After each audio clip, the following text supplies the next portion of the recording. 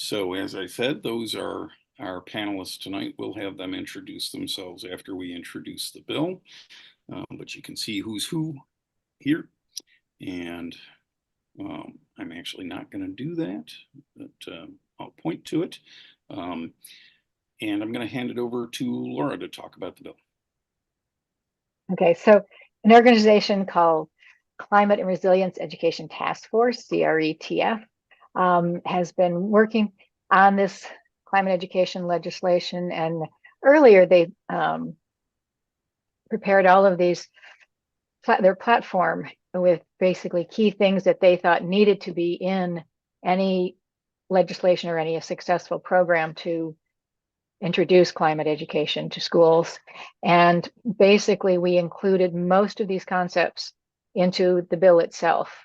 I think the only one that's kind of left out is we had funding in there originally, and we were told that it was inadvisable to have the funding as part of the bill. So that has been moved, and we need to work on getting funding for it by separate means. But you can see that there are a lot of key features to this that we were able to incorporate into the bill. Okay, next. Oh, you can look at this more at the website. So the titles of the bill, they're S278A for the Senate, and the Assembly is 1559A. We encourage you to go online and actually read the entire bill. It's only less than 2 pages long, but it's kind of packed full of goodies, yeah. And when you go on, you can also, they ask if you support it, and you can say A or nay. And if you do, it'll actually ask you to go ahead and write a note to your, at least if you do it from the Senate side, to your senator to mention what make a comment about your support. But anyway, the general. I'll just jump in and say the note that ends with policy will take you to links to the bills and how to support it that I put in the chat. So sort of, this is just, again, very quick overview of it. But the general idea of the bill is to require courses of instruction related to learning expectations for climate education for all students in public schools in New York, from pre-K through secondary school. And the reason it says learning expectations rather than curriculum is that curriculum is something that the NICED does not, it's not their responsibility. And so we put it in terms that were things that they are responsible for. The other thing is, one of the key features is that the instruction will include specifically principles and concepts related to the causes, impacts, and actions required to mitigate and adapt to climate change. And so that's the key, in that we're actually sort of identifying what types of material we want the students to learn. And we'll talk a little bit more later, but one of the important things is this idea of including the actions that they can take. And that is key to helping reducing their stress and also helping them and their families to make changes. And another thing that's very key is that we stipulated that it's across multiple disciplines. So if you go on the next slide, we'll talk a little bit more about specifically what the impacts are for the students. Again, I mentioned it's all students, P through 12. I don't know if any of you saw the New York Times article that came out this week on Monday, but it had interviewed many teachers who were doing some of this, and they were doing it in the elementary school, but mentioned that they thought it would be really good if the students had got this training from the beginning so they could build on these concepts over time. And so they were agreeing with this idea. It's interdisciplinary, and a lot of the bills that had been in there previously focused just on science and sometimes just on the high school. And New Jersey is actually have already instituted climate education in New Jersey, and they are doing it in an interdisciplinary fashion and covering basically most of the same ones that we have included in here: science, English, social studies, health and physical education, math, but also the performing and visual arts, world languages, and then in New York State, we have career readiness and occupational studies.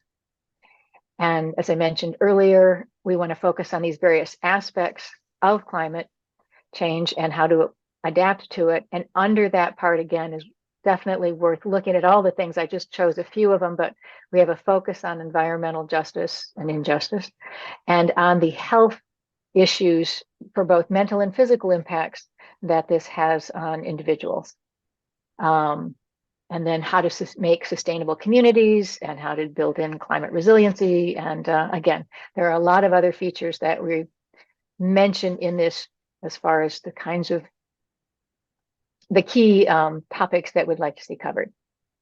And another thing that's very different from the other bills is that it included creation of career and technical education and green workforce development programs, because the CLCPA specifies that we have a need for this green workforce in the future, and we don't really have, nothing's really been done, at least at the P to 12 level, to start students working down that pathway or learning about the fact that these kinds of jobs would even exist. There's some that's being done, I think, at the CUNY level or at the lower levels in some of the college courses, but this would be the first time it was done in K-12. Okay, and the next. So those are the kinds of things that the students would get out of this. But the teachers are one of the other focuses, because again, one of the main problems is that most teachers who are teaching now don't have any background in climate education. They didn't get it in their pre-service, and they're not getting it in their professional learning. And so we know that even though that so many teachers want to include this material, they don't have the background to be able to do it effectively. And so we included professional development for in-service and climate expectations for pre-service teachers. And it specified that the timeline for bringing these in should be in accordance with the New York State decarbonization goals. And again, not only just offering classes, but planning for ongoing support. So the idea is that this isn't sort of a one and done, but it's got to be a continuous process that continually gets updated and that supports teachers and all school systems, especially those in areas that have climate inequality. And the other thing is to develop a hub of materials, age-appropriate instruction materials that teachers can access that show them how it relates to the learning standards and how they can incorporate into the types of materials they're already teaching and using climate examples of that.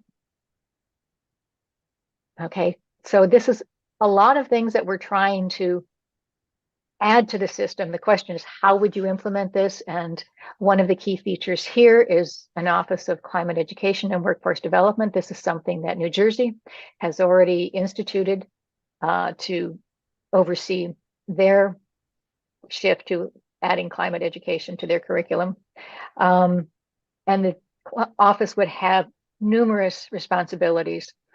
One of them is to basically communicate with all of the populations who are the, can't think of the right word, but basically the populations that we're going to be serving. So the teachers, but also groups in the community who can contribute to this and who can who have a need for the types of information that the office could provide. And it would give them basically a clearinghouse, a place to go where everyone can try to help get their questions answered and to contribute their thoughts and ideas on how it can be implemented. Again, the office would help create some of these career and technical education programs, because this would be new in this age range. So that will be a big lift to be able to have the office take on that. And then also there's going to be a lot of work just supporting these professional development programs for the teachers and making sure they have access to the material. And we know that anything that you say you want done, if you don't evaluate it, it may not happen. And so we want them to develop assessment instruments and follow the effectiveness of the program so that it can be updated as needed as time goes by. And then again, there are a lot of areas within New York State that where climate justice is an issue, where the resources may not be as equitable. And so that's another thing that the office can try to help with and make sure that it is evenly introduced throughout the state. And now we'll introduce our panelists, and we maybe could have done that before Laura started talking about things, but I want to say a little bit about who you are and why you're doing this. So I was a material scientist, polymer chemist for IBM Research for 30 plus years. And during that time, actually about 30 years ago, we started a hands-on science program there. I've been involved in teaching at various levels most of that time. This is a picture from last Saturday, which was the first time we did a hands-on climate class. And they all have both children and their parents in it. And so that way we get to kind of help educate two generations at the same time. So one of the things that I think is very key to the bill for me is that we need to, I mean, a lot of students, certainly at the younger ages, but even when we talk to high school students, they don't know, no one's teaching them the facts. No one's teaching them what's happening. It was very clear. We went to a lobby day where we had high school students with us, and a comment that numerous ones made is that this last year, when we had these climate crises going on, when we had the fires and the sky was orange or the floods, and they said none of their teachers were talking about it. None of them were explaining what was happening and why it's happening. And it made it that much more stressful for them not to understand and not to have anybody talking to them about it, but just sort of, leaving it for them to try to figure it out. And so that's helping them understand what's happening in their world and why it's changing is the first step. But I think an even bigger step is the idea of talking about what some of the solutions are, about that there are ways that they can do things about it and the people around them can. And it's kind of has a twofold effect in that it's been shown that students are less stressed when they understand that there are actions that they can take and that they can contribute to that help. And if you get the students excited about making these changes, it often carries back to their families and their communities. And so you get this compounding effect of having the young people, giving them the information that will expand to the people they care about around them. Next up is Ethan. So take it away, Ethan. Hi everyone, I'm Ethan. I'm a current senior at the High School for Math, Science, Engineering in New York City, and I am an incoming freshman at Dartmouth College. So one part of the bill that I think is very important is the interdisciplinary approach that this bill takes. So as Laura mentioned previously, there are a couple of bills that try to bring climate education in the past, but they kind of just focused on in science classes. But as a student, I know how important it is to make sure we learn about climate change in all of our classes, because there are topics that might not fit in the traditional science curriculum. So for example, redlining and environmental justice. So a lot of that could go under history or like social studies and like economics and other topics that require like math. So that could also go under like statistics, and these classes should work together so like our students could be provided with the most comprehensive and well-rounded climate education possible. And as a student, like I really never learned about climate change in depth other than in AP environmental science, and I think that's a huge problem. And I really like how this bill will set the requirement for climate change to be taught across subjects, which I think is very important. And this is especially important since me personally, I learn a lot about current issues related to our climate through um, like news outlets. So, for example, like New York Times or social media on Instagram. And while that could be a quick access to like these current events that are happening, I feel like it's also it's sometimes really scary. Like since we are all children, it's sometimes scary to deal with this without having like a teacher or an adult to kind of guide us through these issues. And I think it's really important that as students that we actually get the proper education so that we can actually learn about these issues and how to solve them and yeah, in various classes. And I also think a really important part of this bill is how it strives to make climate education age appropriate. So a kindergartner wouldn't be learning about like a lot more sensitive topics, but they'll instead we'll try to instead let them like enjoy and appreciate nature and also like identify animals, which I think is very just really like it's really cute. First of all, like I feel like it's really nice to just learn about such topics from a young age and learn to appreciate these animals. That way, we could know like um we can have like more sympathy and um as we age, I feel like the curriculum or like the like instruction, the course of instruction that should change as well. So once we're more mature, we can also talk about environmental racism because not everything's like rainbow and sunshine. There are a lot of problems in the world, and like these systemic racism is a big part of it, and how that contribute to certain communities dealing with more environmental damage, like more environmental damages to our communities. So I really think this field does a great job with implementing like, age appropriate climate education as well. All right. Thank you, Ethan. And next up is Alexa Schindel. Take it away, Alexa.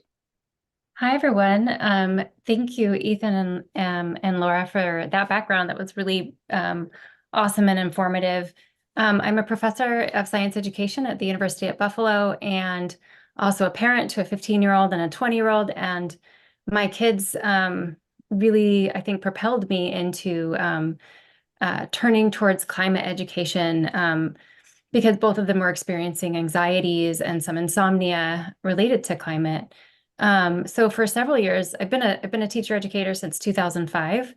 And for several, I guess about the past 8 years, I've been teaching a course on environmental education. And as the climate crisis just was hitting our doorstep and my kids were basically knocking on my door in the middle of the night, I switched my focus, and I've been teaching for about 3 years a course for teacher education on climate education.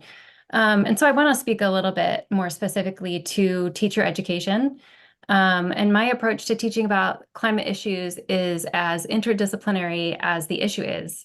And that includes examining things like the history, how we got into the climate crisis, geography, how do humans interact with and transform their cultural practices and the ways of knowing related to climate, politics, who gets a say in identifying and defining the issues and the responses to them, and psychology, how do we deal with the existential crisis of this rapidly changing climate.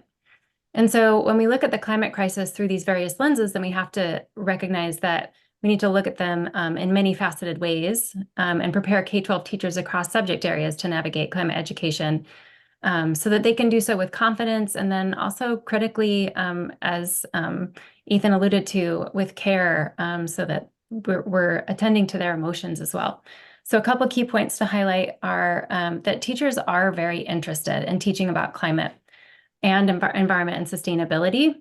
So we know from various surveys that have been done that 8 in 10 teachers have said that teaching about sustainability is important, but only 20% said that they get the time they need to teach about it. 2, teachers feel unequipped with the knowledge and skills to adequately teach about climate in their various disciplinary contents and for their grade levels. And so recent surveys, both in EdWeek and with the North American Association for Environmental Education have shown that teachers want to teach about climate change, but they just don't feel equipped to do so. Even when students are bringing it up on their own, or even when it's on our doorsteps with like the wildfires that were impacting the quality of air that we could or couldn't breathe this summer. And so they really need, or they're lacking in sort of resources, professional development, and clear signs of support from leadership to teach effectively about climate change.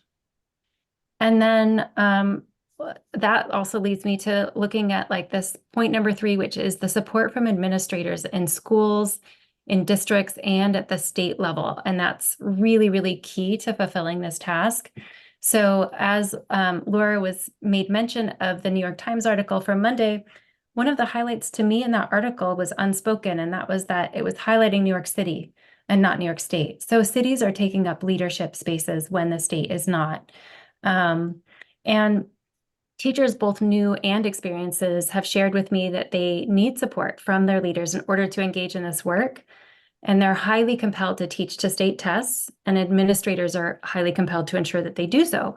And so we need high quality professional learning on climate education for all of our educators to be fully knowledgeable about the climate crisis and how it impacts their particular students.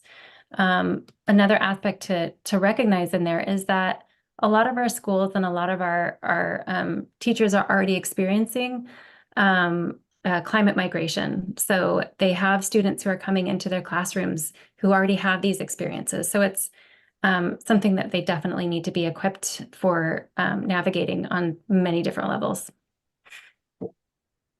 Thank you, Alexa. And next up is Harriet. Thanks, Dawn, and it's wonderful to be here and to get to talk more about the bill. And I want to take you sort of back with me in my history, actually, to tell you why it's really important to me, or I see it as a very important step for the state. In another life, I worked as a representative of the International Monetary Fund at the United Nations. I worked for the IMF for 13 years. 10 of them at the United Nations. And one of the first things that I did when I joined in the early 1990s was work on the preparatory documents for the Earth Summit, which was the 1992 meeting where the world came together to talk about climate for the first time. And it would be really frustrating. We'd be up in the middle of the night, talking about ands, buts, or commas, language on the bill. And actually, over my many years at the UN, I worked on a lot of international conferences, and they all have like something like the Paris Agreement, which is part of COP, a statement, a document that gets adopted. And we would spend hours, days, weeks, sometimes months talking about language and wording, but to have this overarching document. And I see our bill for New York State as this critical overarching document, because the little pieces, whether it's the United Nations and you're dealing with one country at a time, or a state and you're dealing with one city or a district at a time, it will take too long. Our children need to understand about the climate crisis. They need to learn about the realities and the facts about it. They need to learn about the opportunities that it presents, because we'll be living with the climate crisis for the rest of our lives. And we can slow it down. That's what science tells us.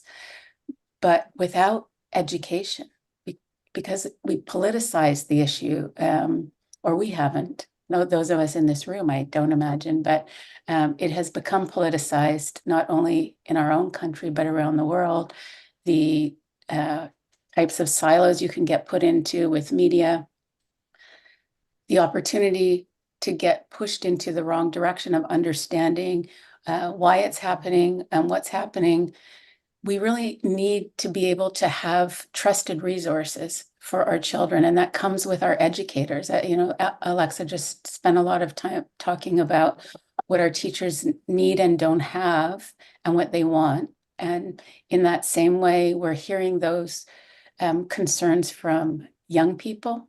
I work a lot now in the parent climate space. I work globally with an organization called Our Kids Climate, a network of parent groups. I work with a lot of youth climate activist groups, and there is a real need to have a foundational knowledge about, not just in science, in every subject, beginning at every age level, why this is happening, what we can do about it, how we learn about it, as Ethan said too, in a very age-appropriate way. And so we heard from Laura, the bill itself is only 2 pages, right? We're not trying to write a manifesto about how we should be teaching the climate, about climate change.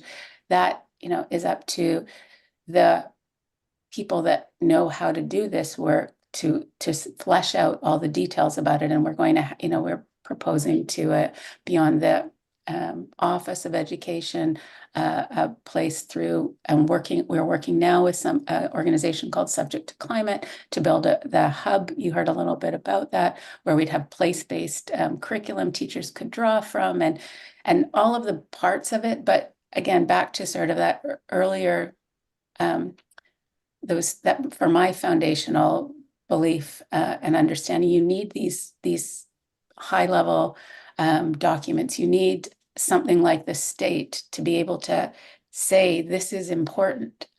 We are seeing, just in the last few weeks too, momentum building in media and other places. People are talking about this, and I hope we will be successful this year. It's a heavy lift, but we are hearing rumblings in other states from other people. So New York really can lead in this way.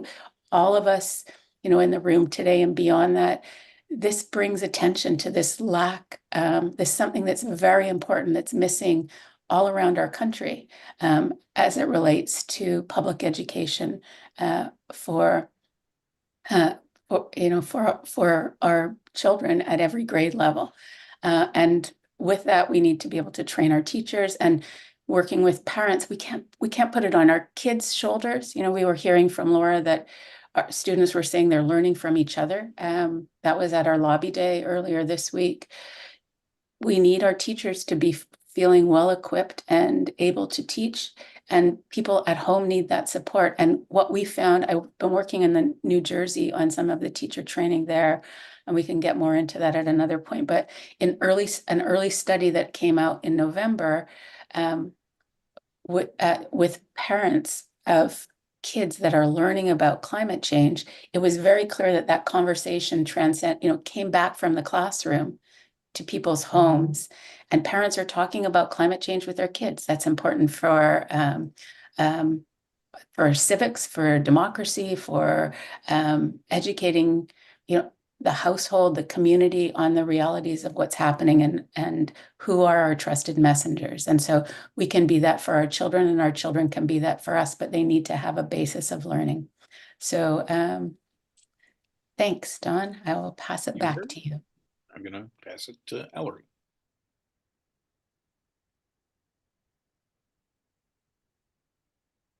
Sorry, are you able to hear me? I'm speaking from my phone, so I hope it works. I can hear you just fine. Okay, great. Well, first of all, thank you for all of the other panelists here. I learned so much just from hearing your different perspectives. Like Ethan, I'm also a senior in New York City. I'm going to the University of Pennsylvania this fall. And I've been involved with the task force for 3 years now. So I think a unique thing for me has been being involved since 10th grade. And it's very rare, I think, for students and even adults to be involved in policy, especially if you're not a politician. It can be hard to kind of break into that space. As we know, when we went to Albany 2 days ago and we met with elected officials, it takes a lot of work to set up those meetings as well. And so it's not an easy task, and it's definitely, it takes a lot of time, which is why I think this bill is so important. And it's also it's been a long time coming. It's been at least 6 years, as one of the legislative aides pointed out, that, climate education has been in the diction of the elected officials in Albany. It just hasn't come to fruition yet. But I remember reaching out about joining the task force, and it was partly because in my school, like in most schools, I don't remember once hearing the word climate change. I think I heard it 3 times throughout my K through 12 career, public school career. Once was when we had a show and tell, and a student brought in a polar bear and mentioned there was something called climate change that they were afraid of. That was introduction one. And the second one was 2019, when other students mentioned that Greta Thunberg was in New York City and that we had the opportunity to strike. And so naturally, I knew this was something important, but I really wasn't aware of what climate change was. And so I decided to strike, and my teacher, my living environment teacher, was actually frustrated with me that I wanted to leave. And that has come back to me because of what everyone has said about how oftentimes educators aren't equipped with the skills either. So there's the students who are the most active and vocal, and in most cases they're not a barrier, but there is a lack of vocabulary and a lack of confidence to be able to move this forward and talk about it in our classrooms. And then for the most part, if you're a student, the only exposure you have to climate change is if you have an activist teacher or someone who maybe worked at the EPA. My AP chemistry teacher has worked at the EPA, and even she, didn't have the vocabulary to talk about what's happening now, what was happening right outside the window when it was, flooding a few months ago, and when students all arrived late because of train delays, when their families were impacted. So I think that's kind of the background of why it's so important and why so many students are feeling like this is an issue they want to be involved in. But I do want to point out that Ethan and I are maybe part of the 1% of 5% of students who are, climate activists, in the sense that they're very, involved. It's hard for students to find engagement. And I think one great route has been school clubs. So I lead my school's club, our environmental club, but as I believe, I don't remember who pointed it out, but we students shouldn't have to be the ones giving each other climate education.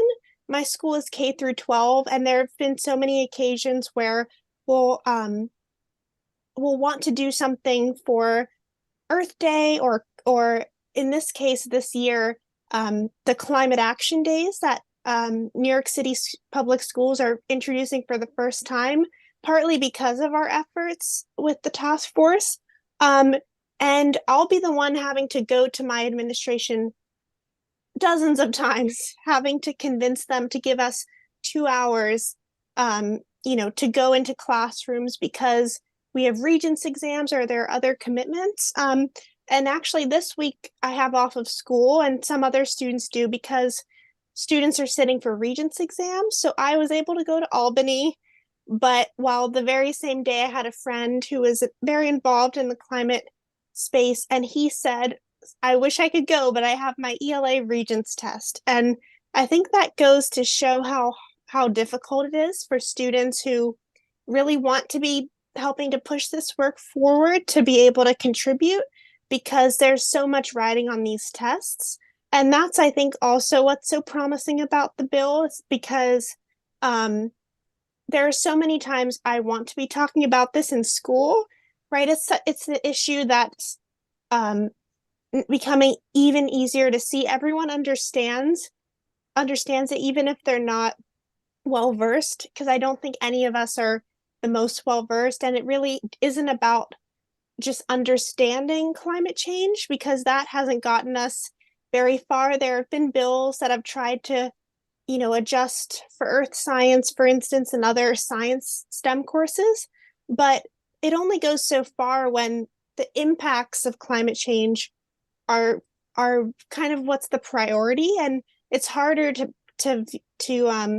for students and teachers to talk about that and talk about action when you're only viewing it through that lens. So for the bill to be interdisciplinary, like Ethan mentioned, is just so important, because also the standards that we have are good for the most part, right? Neither of us are, education experts. We're just at this point students, and these standards have been here for decades. So they've done a lot to serve students thus far, but every year we have students like us graduating, and we're not climate literate whatsoever unless we read the news, we talk about it on social media, or we somehow find the tools to get engaged. So I think that's why this is just so important. And I think one of the most exciting parts for me, and what was getting a lot of elected officials in Albany excited, was when we talked about the workforce preparation program, CTE, and we were actually with students from the organization Global Kids, and two of them were actually in CTE programs at their high school. And on the bus ride back, we talked all about how he wanted to go into cybersecurity, but how he was interested in climate and the connection between that, and gaining real work experience from that program. And there's just so much potential, career and technical education, because there's a lot of that already in New York City. It's just the fact that we have the Climate Act, and everyone we met with in Albany had either supported it or maybe been involved, but none of that funnels down to students because we're kind of in a vacuum. And even a senator we met with came to speak at my school, and when he mentioned the CLCPA, everyone was silent because no one even knew what it was. It's not in our vocabulary at all, and I think that's part of what has to change here too. So thank you. Thank you, Ellery. I think we've got a few slides from our just included some photos. Yeah, it's great.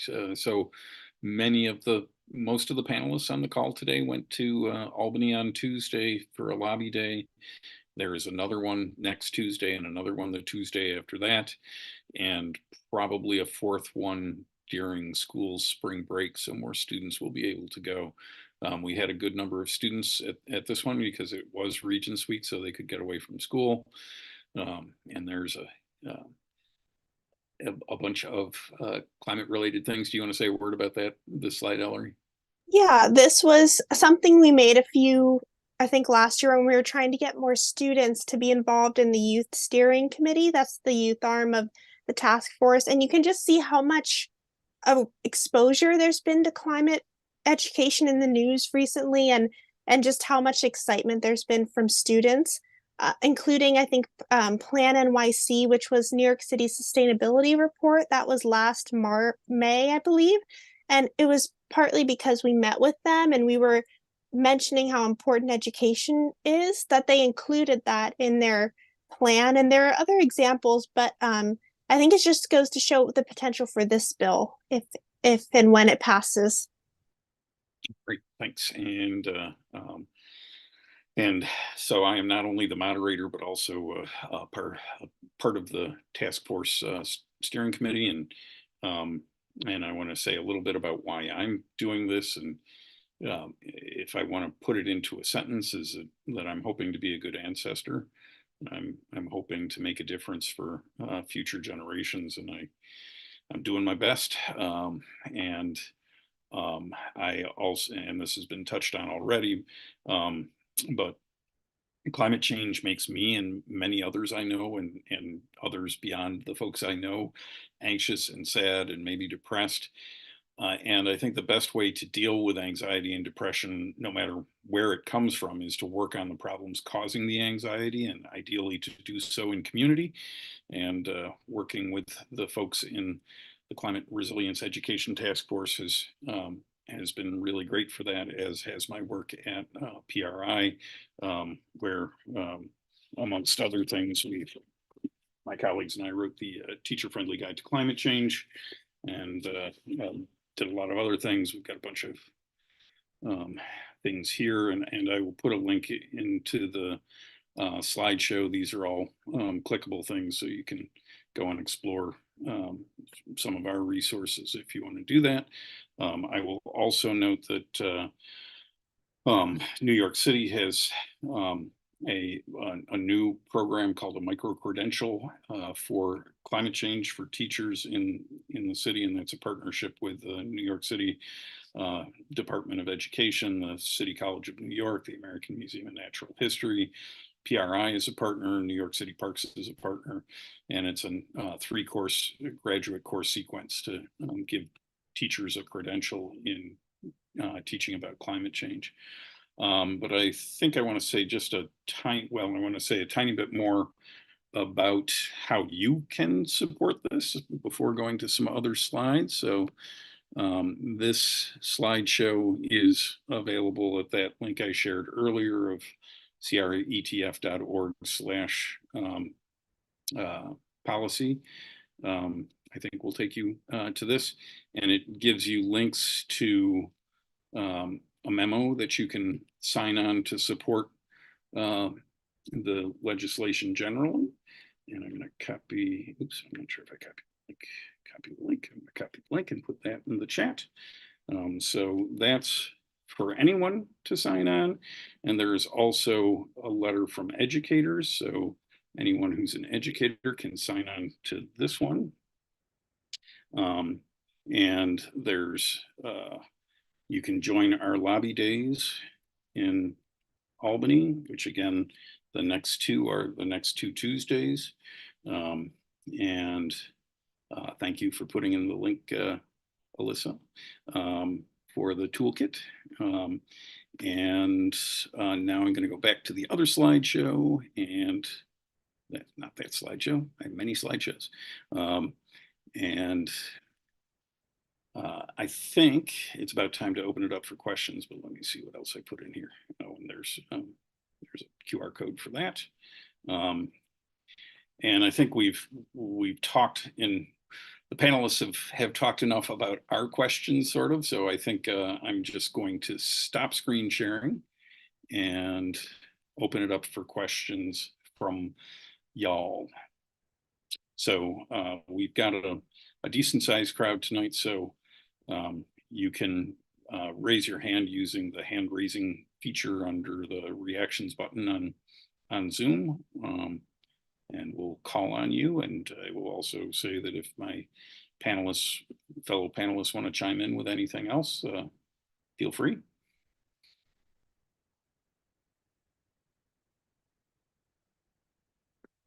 If not, then maybe I'll ask some more questions. But I'm going to give you a moment. I will also note that we've got some distinguished guests from some names I know in the audience here. Bryce, I quoted to some folks the other day about how he has calculated that the climate of Syracuse is moving southerly, becoming more southerly at a rate of about 2 miles a year, which I think is pretty interesting and powerful. And Cindy's got a hand up. And Cindy, you want to introduce yourself first and then ask your question? Sure. Hi, everybody. Thank you so much for the informative presentations. I teach in Ithaca, New York. I teach U.S. history in 8th grade, and I've been working on integrating into a history course, which is a survey course like the high school one, the roots of climate change and climate action as well, and trying to really spiral this across the curriculum, across the year. So I'm interested anybody who's working on this in curriculum areas, or the students who have shared tonight, if you have come across any of your own teaching or learning experiences regarding integrating it into history courses.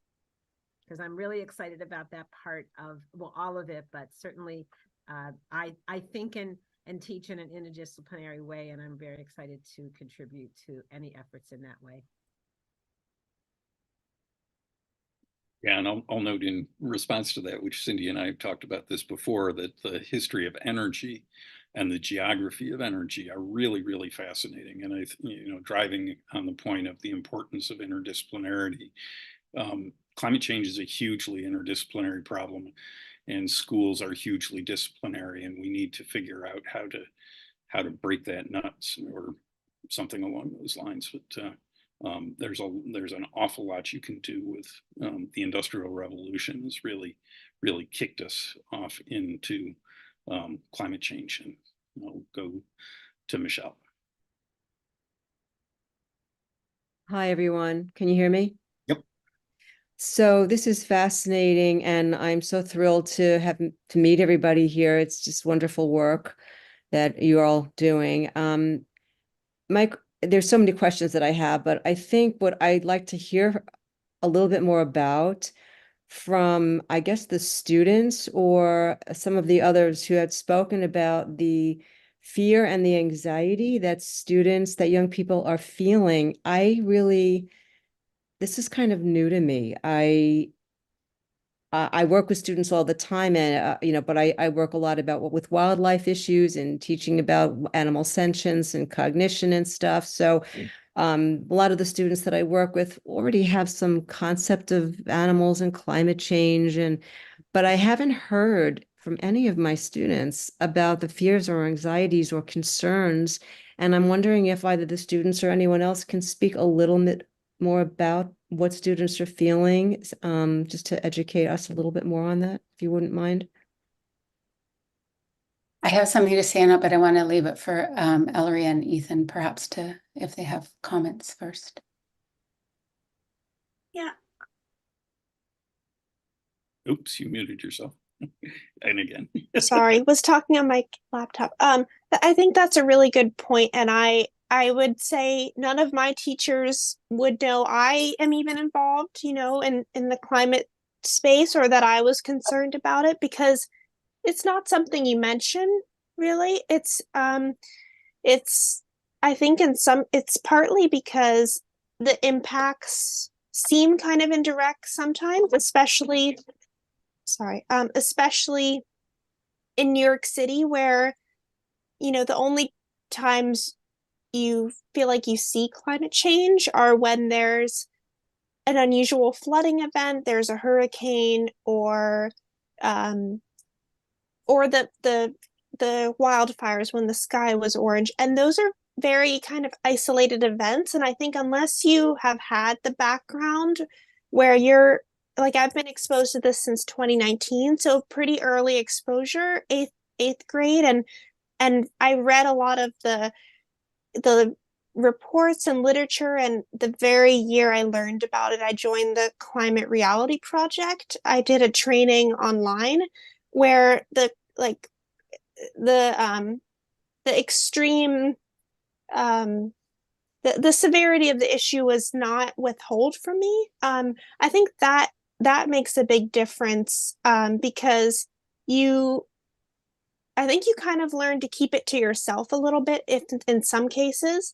But again, for most students, it is hard to see the effects, and I think, or sometimes it's hard to attribute it to climate change necessarily. So a student we were with in Albany mentioned how one of her family members was hospitalized last June, and she burst into tears when we were, with an elected official. And I think that's an example where it's kind of bottled up, because it's not always climate change. It can be climate change and all of the other factors. And because we don't have the literature to say, oh, this is partly because of climate change, and a lot of people don't know that health is connected to climate change. It's really, I think, a lack of understanding. That means, we don't have the words to explain it necessarily. And also, there's not space to talk about it. It's rare that teachers will ever say,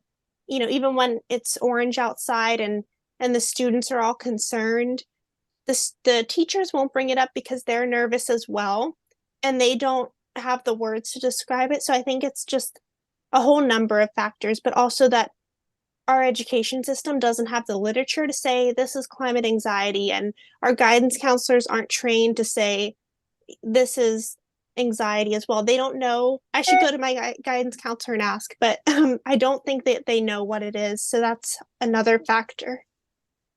Thank you.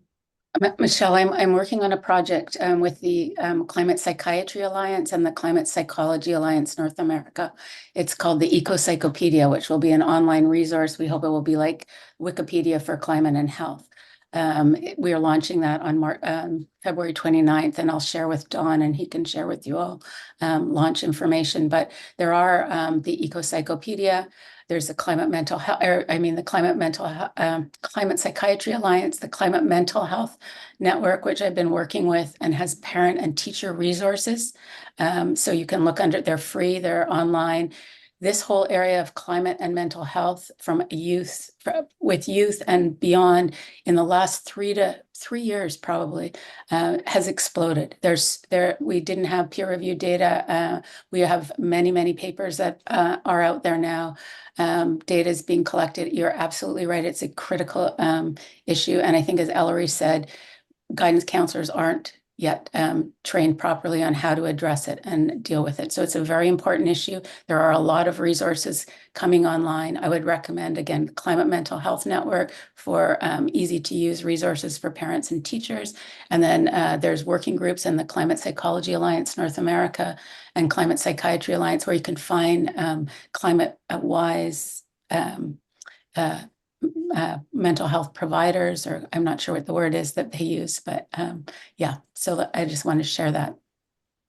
Thank you. Did we fully answer the question, Michelle? Yes,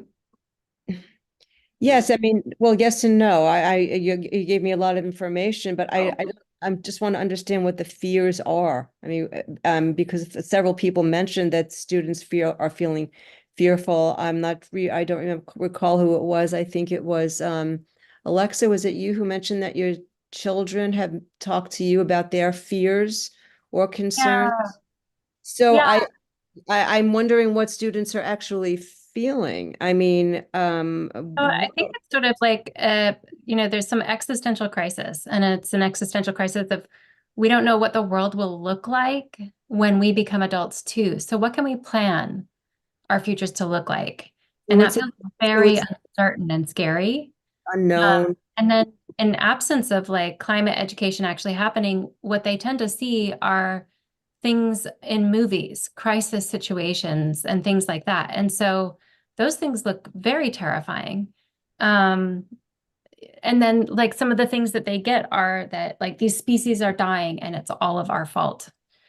So essentially, our young people are inheriting a world that they didn't help to create, and this crisis that they didn't help to create. And all of that, I think, is just, it's really overwhelming. I was in a cafe once in the past few months, and I overheard some young women in their 20s talking, and they were saying, yeah, I don't think I'm going to have kids. That doesn't make sense to have kids during, with this climate crisis. That's just not a plan for me anymore. So just all sorts of things like that. As if they're thinking about their futures, they look different from when I was thinking about my future. Thank you. Yeah, I think another thing that's very much worth thinking about is a lot of educators and a lot of parents and a lot of people in general are worried about scaring kids by teaching them about climate change and what we anticipate will happen. And that irritates me when people do that, because I think that it's more scary. I mean, imagine yourself being 9 years old and seeing those orange skies this summer and feeling it in your throat and not having anyone help you understand what's going on and what we can do about it. That to me would be more alarming than the alarming nature of what pretty much everyone in New York State saw this summer for the first time. And I know that we've got at least one Coloradan and at least one Californian on here who have seen it for a long time. But I think ignoring the truth or trying to skirt around it is much more likely to do damage than actually being honest about the situation. And yes, the children know. And Mike's had his hand up for a while. Go ahead, Mike. Well, Don, I'll just also pick up on that conversation. I work at the university level, and when I ask audiences of students, guest lecturing or in the class I teach, how do they feel about their future given climate change, then the typical word is hopeless, overwhelmed, uncertain. And I think it doesn't take much to just look around at what's happening to the world to see, that there's a huge problem facing them. But my question had to do with, I've heard this more than once. Why is this legislation a heavy lift? Who needs to be targeted? I've got this opportunity coming up to maybe convey a message or two.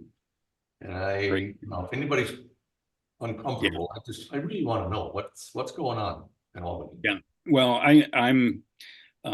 I have been engaging with the New York State Education Department on and off since I started teaching in high school in rural New York State 38 years ago, and I hope I have learned some things from those interactions, but standards in New York State changing standards is a very, very slow process, and that is a major obstacle, I believe, to pivoting to quickly emergent important issues like climate change, which is only quickly emergent if you haven't been paying attention.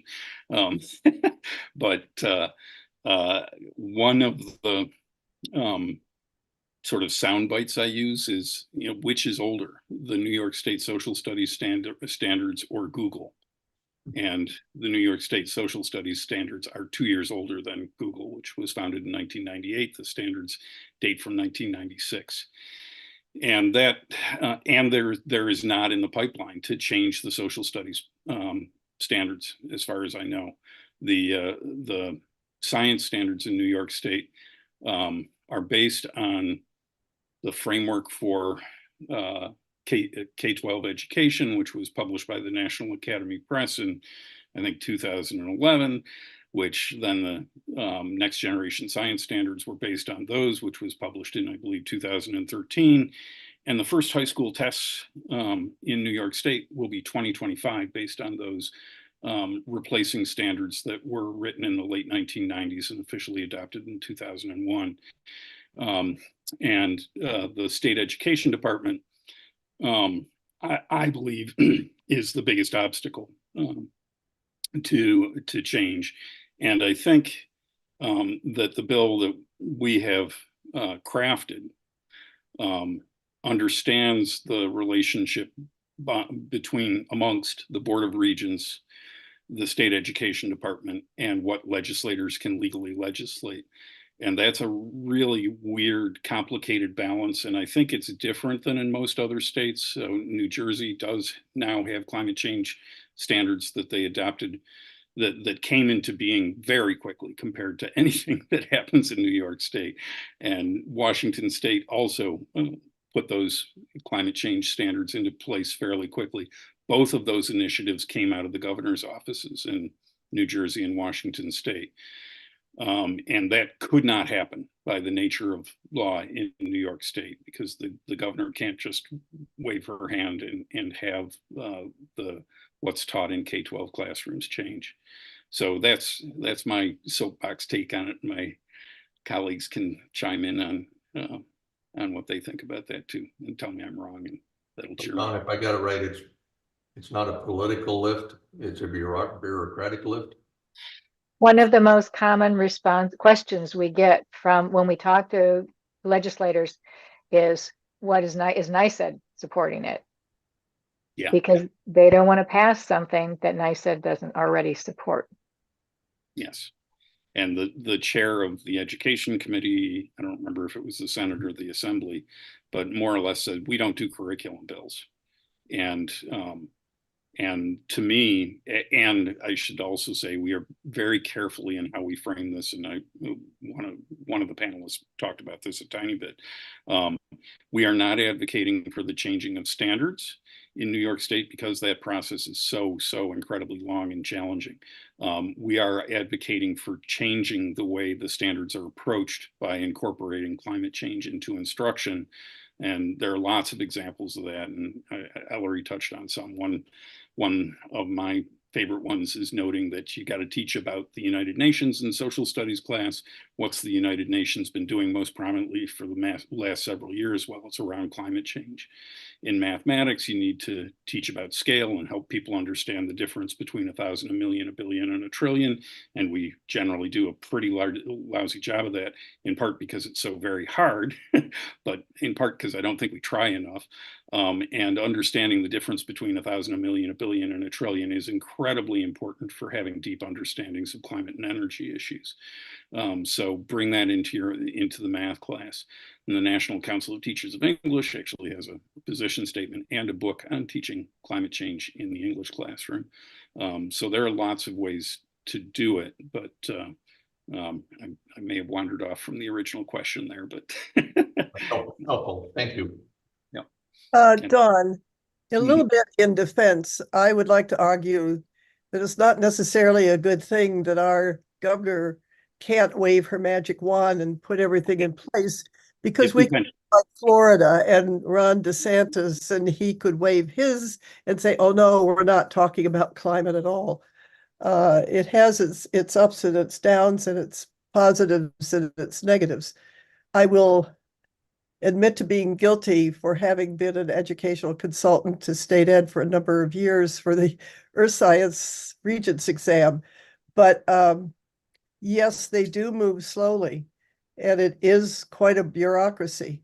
But that does not prevent individual teachers from including science and climate science in their classrooms, whether it be in a science class, which a lot of science teachers do, particularly in earth science, or elsewhere in the hierarchy. So one thing we've noticed, though, we had a teacher at our lobbying day, and her comments were that, first of all, again, the idea that there's a lack of training for most teachers currently, because there haven't been a lot of, they haven't been exposed to it in their pre-service, and they haven't had many options during their professional learning. But her comment was, at least at her school, that they were kind of judged on whether they taught the curriculum according to the examples that were included in the current standards. And climate is not expressly included in most of the current standards. And that's one of the things we would like to, we think could be changed. And if you have that, then it might give those teachers, especially those who are interested in doing it, the cover, if you will, or the ability to include it in their classes without any recriminations from administrators who may be uncertain, who may want to sort of follow the guidelines. So I think that's one of the things we'd like to see, is have it included in a way that it encourages the teachers to teach it.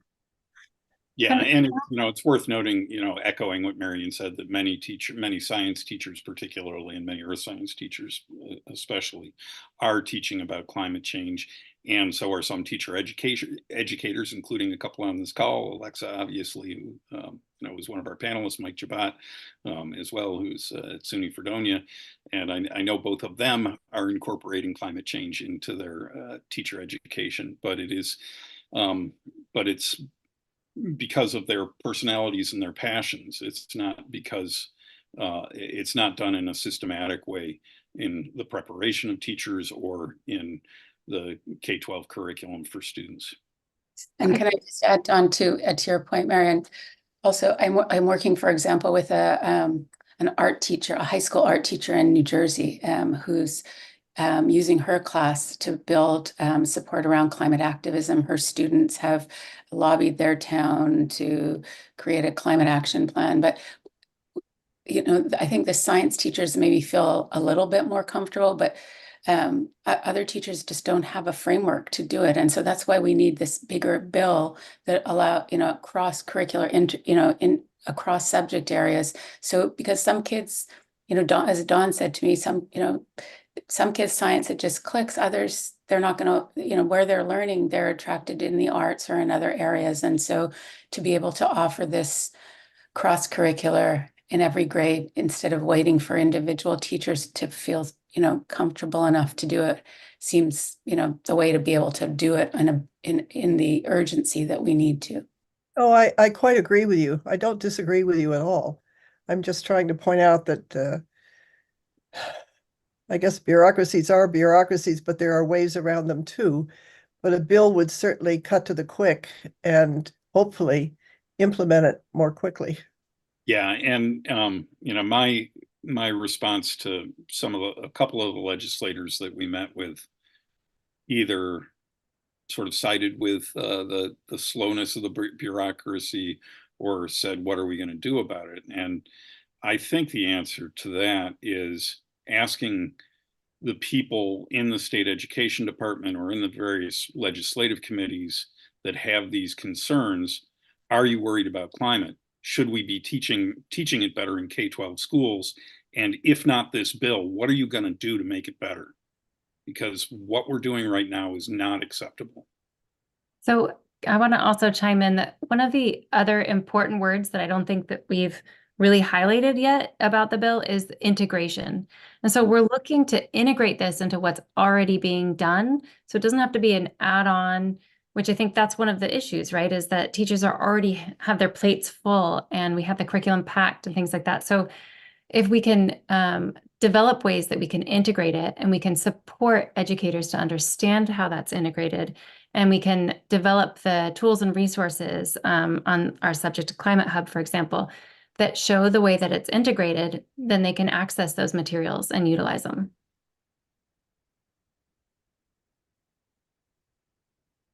Other questions?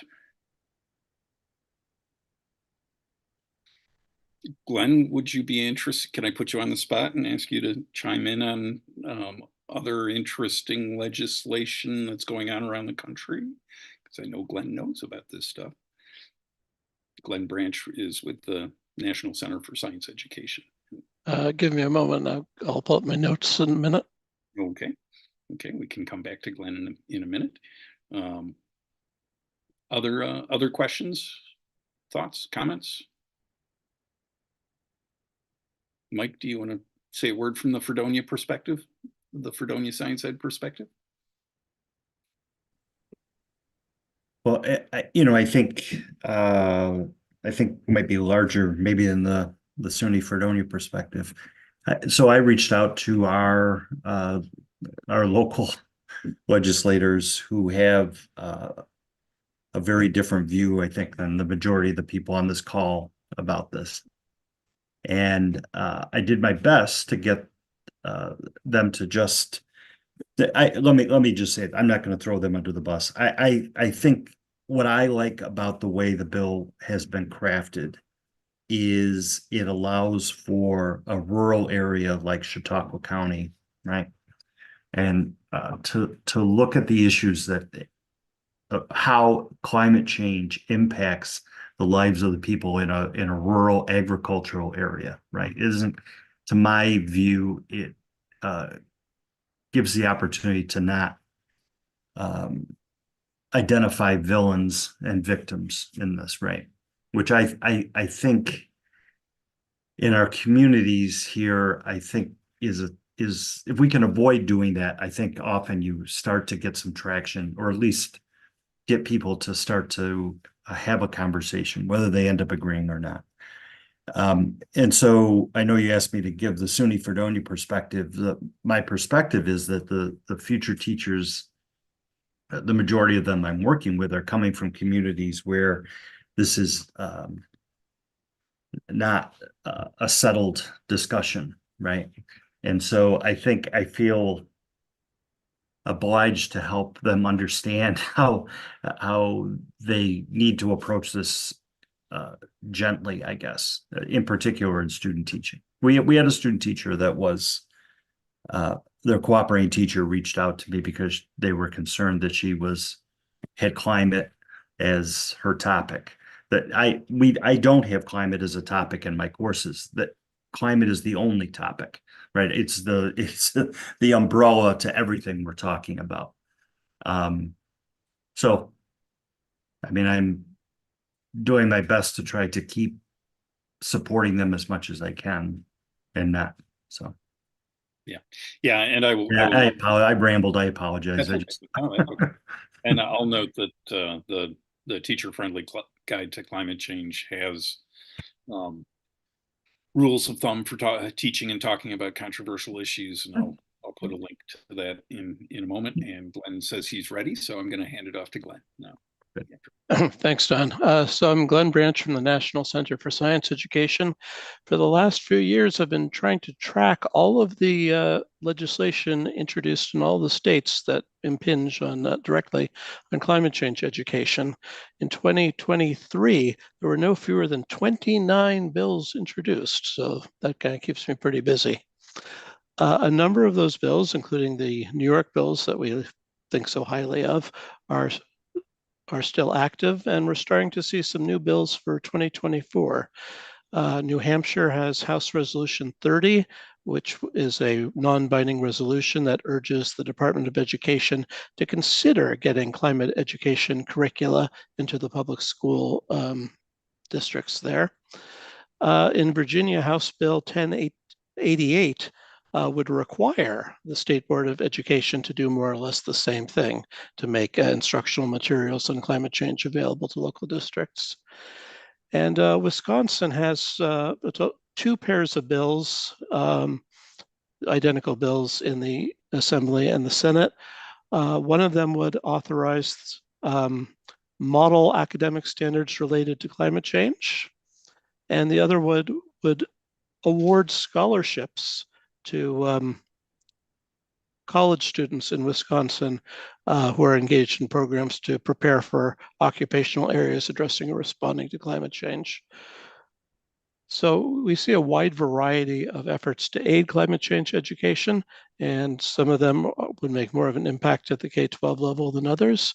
But there seems to be a lot of interest in among legislators in doing something.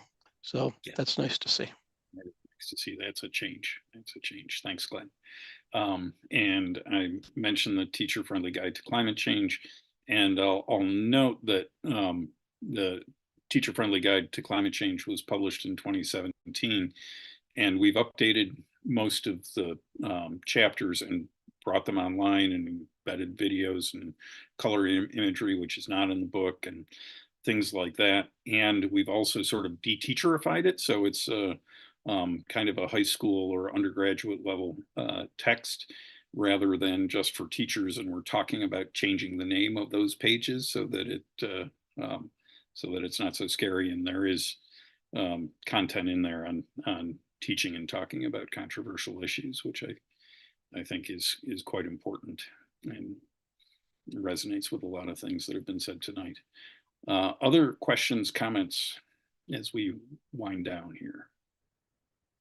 And there's the link to the National Center for Science Education for Glenn's organization, which is great. I've been working with them for a very long time.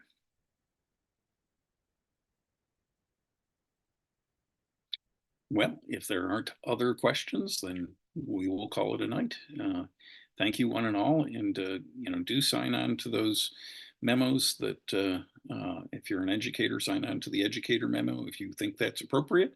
And if you're not an educator, sign on to the general memo, and that's great. The more folks we can get there to do that, that's great. And if you could join us in Albany on one of our lobby days, that would also be wonderful. And if you can reach out to your Senate and Assembly folks, that'd be great too. And have a great night. Thank you, Don, for organizing. Thanks, everyone. Thank you. Goodbye. Good to see Thank you, everybody. That was great. Bye. Thank you. Bye-bye. Thank you. Bye. Good job.